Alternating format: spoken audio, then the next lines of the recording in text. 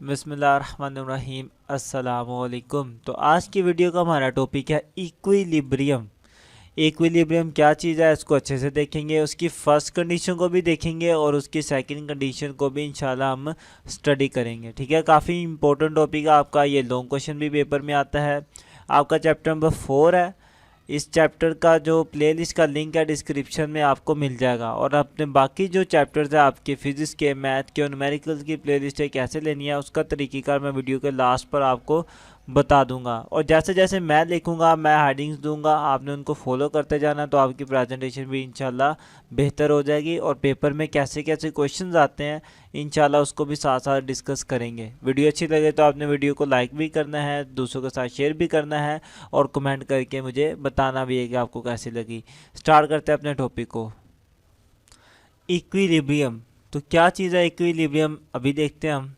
तो सबसे पहले अगर इसकी डेफिनेशन पे गौर किया जाए, लिखा हुआ है a body said to be in equilibrium, कोई भी बॉडी इक्विलिब्रियम में उस वक्त होगी if no net force act on it, अगर उसके ऊपर कोई भी नेट फोर्स अमल ना कर रही हो। ठीक है, अगर किसी के ऊपर कोई भी नेट फोर्स अमल ना कर रही हो तो फिर वो किस में होती है, इक्विलिब्रियम में होती है। अब नेट फोर्स का क्या मतलब है, नेट फोर्स का मतलब है कि उसके ऊपर जितनी भी फोर्सेस अमल कर रही है ना, आप उन सबको जमा करो, जमा करके एंड पर आपको कुछ भी ना बचे, ज़ीरो बचे, मतलब कोई फोर्स भी ना बचे, तो फिर हम कहेंगे वो किस में है, इक्विलिब्रियम में है। इसी बात को हम एक एग्जाम्पल की मदद से समझते हैं कि लेट्स सपोज आपके पास एक पिक्चर फ्रेम है। ठीक है, इसमें इस पूरे फ्रेम का जो वज़न है वो नीचे की तरफ होगा और इन रस्सियों में जो टेंशन है वो ऊपर की तरफ होगी।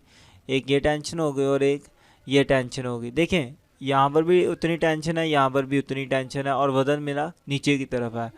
तो जब मैं इन तमाम फोर्सेस को जमा करूँगा, टेंशन भी एक फोर्स है, वज़न भी एक फोर्स है, तो जब मैं अपनी इन तमाम फोर्सेस को जमा करूँगा ना तो मेरे पास आंसर क्या आएगा, ज़ीरो आएगा, बाकी कुछ भी नहीं बचेगा।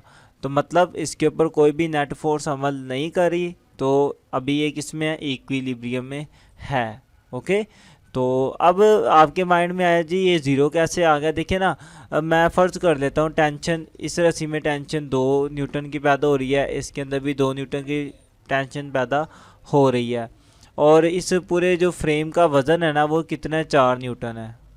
तो अगर मैं इनको सबको जमा करूँ, टेंशन भी 2 न्यूटन, ये वाली टेंशन भी 2 न्यूटन, और वज़न मेरा कितना था, 4 न्यूटन था। अब वज़न की डायरेक्शन क्या है, ऑपोजिट है, तो वज़न की जगह मैं क्या लिखूँगा, -4 लिखूँगा। अब देखिए ये जमा दो जमा का 4 हो जाएगा और ये मेरा माइनस का 4, दोनों कैंसिल आउट होके क्या बचेगा, ज़ीरो ही बचेगा।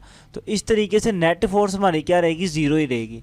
तो ये बात ज़हन में रखना कि जब भी नेट फोर्स ज़ीरो हो तो बॉडी किस में होती है, इक्विलिब्रियम में होती है। अब ज़रूरी नहीं है कि बॉडी रेस्ट में हो, जैसा कि अभी आपके पास ये फ्रेम था, ये तो रेस्ट में है, हरकत तो नहीं ना कर रहा, तो ये किस में, इक्विलिब्रियम में। बाज़ औक़ात ऐसे भी होता है कि बॉडी हरकत कर रही होती है लेकिन फिर भी हम कहते हैं वो किस में है, इक्विलिब्रियम में है। अब इसकी मिसाल आप कुछ इस तरीके से ले लें कि आपके पास ये हवाई जहाज़ है आपका। अब हवाई जहाज़ जो है मेरा वो यूनिफॉर्म वेलोसिटी से आगे जा रहा है। ठीक है, किसके साथ जा रहा है, यूनिफॉर्म वेलोसिटी।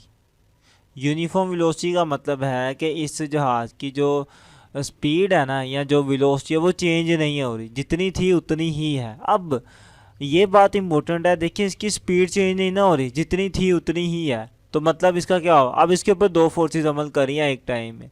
एक तो वो फोर्स जो ये जेट इंजन पीछे की तरफ लगा रहे हैं, दोनों जेट इंजन पीछे की तरफ फोर्स लगा रहे हैं ना, एक ये वाली फोर्स होगी, इसे मैं F1 कह देता हूँ दोनों की। एक हवा की भी तो फ्रिक्शन होती है ना, ये आगे की तरफ जा रहा है जहाज़ तो हवा की भी फ्रिक्शन होगी इसकी तरफ। क्लियर, तो अब ये दोनों की जो है, दोनों फोर्सेस क्या करेंगी, एक दूसरे को कैंसिल आउट कर देंगी। फ्रिक्शन इन दोनों के फोर्स को क्या कर देगी, कैंसिल कर देगी, क्योंकि जितनी इसके ऊपर फ्रिक्शन लग रही है हवा की उतनी ही जहाज़ भी आगे की तरफ क्या लगा रहा है, फोर्स लगा रहा है। ओके, तो दोनों फोर्सेस एक दूसरे को कैंसिल करेंगे और at the and net force क्या रहेगी, ज़ीरो रहेगी। ठीक है, तो अगर फ़र्ज़ करें अगर जो इसके ऊपर फ्रिक्शन की फ़ोर्स लग रही है वो ज़्यादा होती और जो जहाज़ आगे की तरफ फोर्स लगा रहा है वो कम होती, फ्रिक्शन की ज़्यादा होती और जहाज़ की फ़ोर्स कम होती, तो जहाज़ तो आगे जाते ही ना, जहाज़ की तो आहिस्ता आहिस्ता स्पीड कम हो जाती, तो यूनिफॉर्म स्पीड तो ना रहती। इसी तरह ही अगर जहाज़ की स्पीड ज़्यादा होती और फ्रिक्शन वाली फोर्स कम होती, ठीक है, जहाज़ ज़्यादा फोर्स से आगे जा रहा है और जो हवा की फ्रिक्शन है वो कम होती, तो फिर क्या होना था, इसकी स्पीड यूनिफॉर्म तो नहीं थी ना होनी, स्पीड चेंज होती रहनी थी, ऐसा ऐसा जहाज़ की स्पीड क्या हो जानी थी, ज़्यादा हो जानी थी। लेकिन नहीं, हमारी स्पीड यूनिफॉर्म है, मतलब जहाज़ जिस स्पीड से जा रहा है उसकी स्पीड उतनी की उतनी है, चेंज नहीं हो रही। अब स्पीड चेंज नहीं हो रही, उसकी सिर्फ एक ही वजह हो सकती है कि जहाज़ के ऊपर जो फोर्स लग रही है वो दोनों फोर्सेस क्या है, बराबर है। जहाज़ के आगे जाने वाली फोर्स भी बराबर है और जो हवा की फ्रिक्शन लग रही है जहाज़ के ऊपर वो भी क्या है, बराबर है। अब दोनों फोर्सेस बराबर हैं, डायरेक्शन ऑपोजिट है, तो दोनों क्या कर देंगी, एक दूसरे को कैंसिल करेंगी, तो नेट फोर्स क्या रहेगी, ज़ीरो ही रहेगी हमारे पास, ठीक है। तो net force at the end क्या रहेगी, जीरो। तो मतलब मैं कह सकता हूँ कि मेरा जहाज़ भी क्या है, अभी इक्विलिब्रियम में है। तो यहाँ से अब दो बातें अपने जहन में रखना कि कोई भी बॉडी जब इक्विलिब्रियम में होती है तो उसकी दो कंडीशंस हो सकती हैं। नंबर वन कि वो बॉडी क्या है, या तो रेस्ट में है, ठीक है। अब body in equilibrium at rest, कि अगर वो बॉडी रेस्ट में है तब भी हम कहेंगे वो इक्विलिब्रियम में है। और मूव्स विद यूनिफॉर्म वेलोसिटी, और अगर वो यूनिफॉर्म वेलोसिटी के साथ हरकत कर रही है तब भी हम कहेंगे वो किस में है, इक्विलिब्रियम में है। ये बात जहन में रखना कि रेस्ट वाली बॉडी भी इक्विलिब्रियम में होती है और यूनिफॉर्म वेलोसिटी से हरकत करती हुई बॉडी भी इक्विलिब्रियम में होती है। अब हम पढ़ते हैं इक्विलिब्रियम की कंडीशंस, ठीक है। कंडीशंस ऑफ इक्विलिब्रियम, इक्विलिब्रियम के हमारे पास दो कंडीशंस होती हैं, ठीक है, और जिसमें से पहली कंडीशन अब हम पढ़ने लगे हैं। तो फर्स्ट कंडीशन हमारे पास ये है इक्विलिब्रियम की, a body is said to be satisfy first condition for equilibrium, के कोई भी बॉडी इक्विलिब्रियम की पहली कंडीशन को सेटिस्फाई करती है if the resultant of all the forces acting on it is zero, के resultant of all the forces, के तमाम फोर्सेस का जो रिजल्टेंट है वो क्या हो जाए, ज़ीरो हो जाए, तब हम कहेंगे कि उसने फर्स्ट कंडीशन को सेटिस्फाई कर दिया है। तो ये वही बात है जो आपने ऊपर पढ़ी है, ठीक है। थोड़ा सा फ़र्क है, यहाँ पे नेट फोर्स का लफ्ज़ यूज़ किया गया और यहाँ पर रिजल्टेंट फोर्स का लफ्ज़ यूज़ किया गया, लेकिन बात सेम है। तो इक्विलिब्रियम की डेफिनेशन और फर्स्ट कंडीशन की डेफिनेशन सेम ही है, ओके। तो कॉन्सेप्ट भी दोनों का सेम है कि जितनी भी फोर्सेस है आप सबको जमा करो तो रिजल्टेंट क्या आना चाहिए, ज़ीरो आना चाहिए। जैसा कि हमने यहाँ पर भी किया था कि दो फोर्सेस थी मेरे पास, एक तीन थी, टेंशन की थी, ये दो टेंशन की फोर्सेस और एक ये वज़न की फोर्सेस, हमने तीनों को जमा किया तो मेरे पास सबका रिजल्टेंट क्या आया, ज़ीरो आया, ज़ीरो आया था, ठीक है। तो ज़ीरो आने की वजह से देखें दो टेंशन ऊपर वाली दो टेंशन, अब वज़न नीचे की तरफ है ना, डायरेक्शन ऑपोजिट है, तो इसलिए वज़न की जगह क्या लिखूँगा मैं, -4 लिखूँगा। और इनको जब हमने सोल्व किया था तो आंसर हमारा ज़ीरो ही आया था। तो मतलब रिजल्टेंट ज़ीरो आया था, नेट फोर्स कह लो या रिजल्टेंट कह लो, बात एक ही है। तो रिजल्टेंट जब ज़ीरो आ जाए हम क्या देते हैं, उसने फर्स्ट कंडीशन को क्या कर दिया, सेटिस्फाई कर दिया है। आप इसी बात को मैथमेटिकली भी लिख सकते हो कि तमाम फोर्सेस का रिजल्टेंट क्या होना चाहिए, ज़ीरो। तो मतलब कि तमाम फोर्सेस को हमें जमा करना पड़ेगा। मैं पहली फोर्स को जमा करता हूँ, दूसरी को भी जमा करता हूँ, तीसरी फोर्स भी जमा करते हैं, हम सारी फोर्सेस को जमा करते रहते हैं। जितनी भी फोर्सेस हैं, फर्ज करो n तक मेरे पास फोर्सेस हैं, तो हम सबको जमा करेंगे तो एट द एंड आंसर क्या आना चाहिए, हमारा ज़ीरो आना चाहिए, ठीक है। तो वही बात जो डेफिनेशन में थी मैंने उसे मैथमेटिकली लिख लिया। तो तमाम फोर्सेस का रिजल्टेंट क्या आना चाहिए, ज़ीरो। अब ये इतनी बार जमा जमा लिखने के बजाय हम एक छोट तरीका भी यूज़ कर सकते हैं, वो ये है कि मैं यहाँ पर यूँ लिखूँ कि सम ऑफ फोर्सेस, सम ऑफ, ये जो साइन डाला है ना मैंने, ये वहाँ पे इस्तेमाल होता है जहाँ पे तमाम चीज़ों को जमा करना हो। तो सम ऑफ फोर्सेस क्या होना चाहिए, हमारा ज़ीरो होना चाहिए। और इस साइन को कहते हैं हम, इस अलामत को कहते हैं हम सिग्मा, इसको सिग्मा पढ़ते हैं। ये कहाँ पे यूज़ किया जाता है, तमाम चीज़ों को जब जमा करके इकट्ठा करके लिखना हो ना, जमा के लिए यूज़ किया जाता है। तो देखें तमाम फोर्सेस को अलग अलग जमा करने के बजाय मैं सिंपल ये वाला साइन लिख के शो कर सकता हूँ कि जितने भी फोर्सेस हैं आपने सबको क्या करना है, जमा करना है। तो सिग्मा वहाँ पे यूज़ किया जाता है। अब फोर्स आपको पता है वेक्टर है, तो इसलिए मैं ऊपर क्या डाल रहा हूँ, एरो डाल रहा हूँ हर एक फोर्स के ऊपर। तो ये मैंने मैथमेटिकली लिख लिया इसको। अब आपने पढ़ा हुआ है कि आप हर फोर्स को उसके दो कंपोनेंट में डिवाइड कर सकते हो।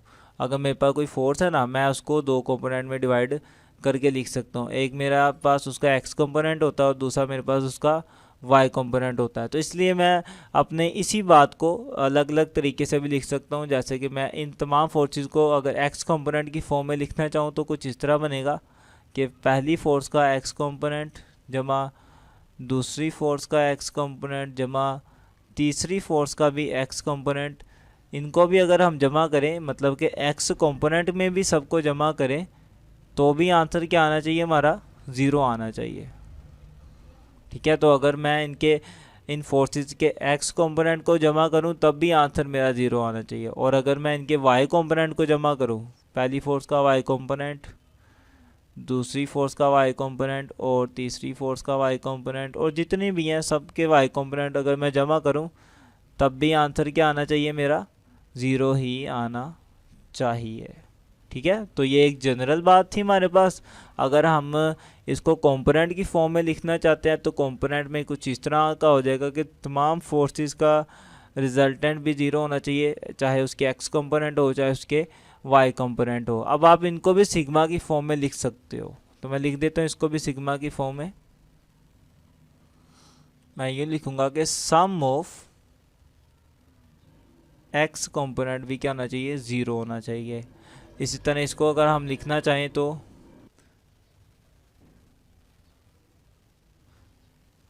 इसी तरह इसको भी अगर हम लिखना चाहें तो लिख सकते हैं सिग्मा की फॉर्म में।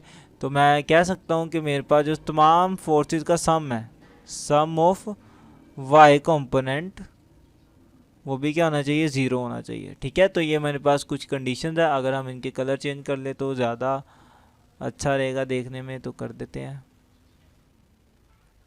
नहीं जी, तो यहाँ तक हमने अपनी बात कर ली अपनी फर्स्ट कंडीशन की। ठीक है, तो फर्स्ट कंडीशन थी तमाम फोर्सेस को जमा करें तो रिजल्टेंट 0 आए, हमने उसे मैथमेटिकल फॉर्म में लिखा। और अगर उसे हम एक्स और वाई कंपोनेंट की फॉर्म में लिखें तो वो कुछ इस तरह का हो जाएगा। ठीक है, तो ये थी मेरी फर्स्ट कंडीशन। अब मूव करते हैं हम अपनी सेकंड कंडीशन पर। जी, अब हम बात करेंगे अपनी सेकंड कंडीशन की, लेकिन इससे इम्पोर्टेंट बात यह है कि हमें सेकंड कंडीशन की आखिर ज़रूरत ही क्यों पेश आई।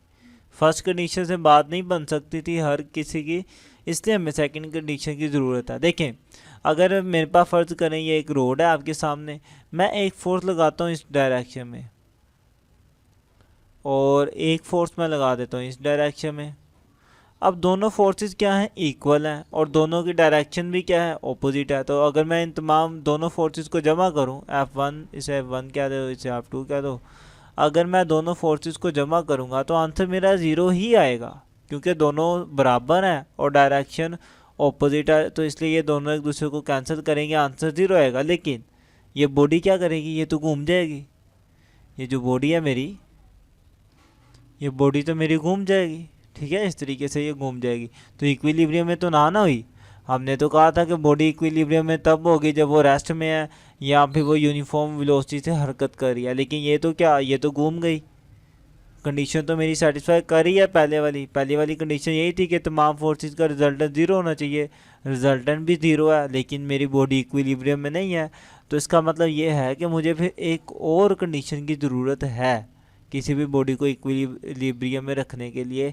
तो अब वो कंडीशन क्या है वो देखते हैं। वो कंडीशन आपके सामने है। अकॉर्डिंग टू दिस, इस कंडीशन के मुताबिक a body satisfies second condition for equilibrium when the resultant torque acting on it is 0, कि अगर उसके ऊपर रिजल्टेंट टॉर्क भी 0 हो जाए तब हम कहेंगे कि वो इक्विलिब्रियम में है। तो फर्स्ट कंडीशन क्या थी कि रिजल्टेंट फोर्स के तमाम फोर्सेस का रिजल्टेंट 0 होना चाहिए। और सेकंड कंडीशन क्या है कि उस फोर्स की वजह से जो टॉर्क पैदा हो रहा है ना वो भी 0 होना चाहिए।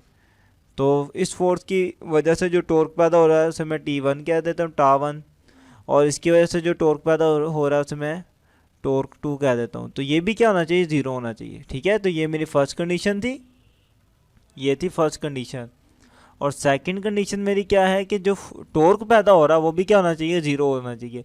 तो जब ये दोनों कंडीशन किसी बॉडी के ऊपर सेटिस्फाई करती हैं तो फिर हम कहते हैं कि अब ये मुकम्मल तौर पर इक्विलिब्रियम में है। ओके, यही थी मेरी सेकंड कंडीशन। तो सेकंड कंडीशन को अगर मैं मैथमेटिकली लिखूंगा कि एक बॉडी के अंदर जितना भी टॉर्क पैदा हो रहा है तो sum of torque sum of torque वो क्या होना चाहिए, ज़ीरो होना चाहिए। अगर तो तमाम टॉर्क जितनी भी टॉर्क है उनका अगर मैं सम लूँ तो आंसर ज़ीरो आ जाए, तब हम कहेंगे वो किस में है, सेकंड कंडीशन में है, और फिर हम कहेंगे वो इक्विलिब्रियम में भी है। ठीक है, तो दो कंडीशन है, पहली ये है कि सम ऑफ फोर्सेस सेम होनी चाहिए, और दूसरी कंडीशन क्या है कि सम ऑफ टॉर्क भी ज़ीरो होना चाहिए, तो फिर हमारी वो किस में होती है, इक्विलिब्रियम होती है। तो यहाँ तक उम्मीद है कि आपको समझ आया होगा सारे का सारा टॉपिक। अगर फिर भी अगर आपके माइंड में कोई क्वेश्चन हो तो आप मुझे कमेंट करके बताएं, मैं इंशाल्लाह उसको क्लियर करने की कोशिश करूँगा। पेपर में ना यहाँ से एक ये भी क्वेश्चन आता है कि फर्स्ट कंडीशन और सेकंड कंडीशन की मैथमेटिकल फॉर्म लिखें, तो ये मैथमेटिकल फॉर्म है। ओके, हिसाबी तौर पर ये सेकंड कंडीशन थी और फर्स्ट कंडीशन हमारे पास ये थी, तो ये मैथमेटिकल फॉर्म है, जहन में रखिएगा। और डेफिनेशन तो आपके सामने मैंने लिख दी है दोनों की। तो उम्मीद करता हूँ कि आपको समझ आया होगा। समझ आया तो वीडियो को लाइक भी करना है, शेयर भी करना है, और चैनल को सब्सक्राइब भी करना है। प्लेलिस्ट है कैसे आंसर करनी है वो आप इस वीडियो में देख लें। और अपने सब्जेक्ट की प्लेलिस्ट हासिल करने के लिए सबसे पहले अगर सब्सक्राइब नहीं किया तो वो कर दें, साथ ही बेल आइकन को भी दबा दें, और ये प्लेलिस्ट वाले ऑप्शन पे आएँ, इस पर क्लिक करेंगे तो थोड़ा सा स्लाइड करें। सबसे पहले आपको न्यूमेरिकल की प्लेलिस्टें मिलेंगी, उसके बाद 9th मैथ की सारी प्लेलिस्टें इंशाल्लाह इधर आएंगी, फिर 10th मैथ की सारी प्लेलिस्टें, 11th की और 12th मैथ की भी सारी प्लेलिस्टें इंशाल्लाह यहाँ आएंगी। उसके नीचे फिज़िक्स की प्लेलिस्ट है, पहले 9th क्लास की और उसके बाद 10th क्लास की फिज़िक्स की प्लेलिस्टें होंगी। मिलते हैं इंशाल्लाह नेक्स्ट वीडियो में, तब तक के लिए अल्लाह हाफिज़।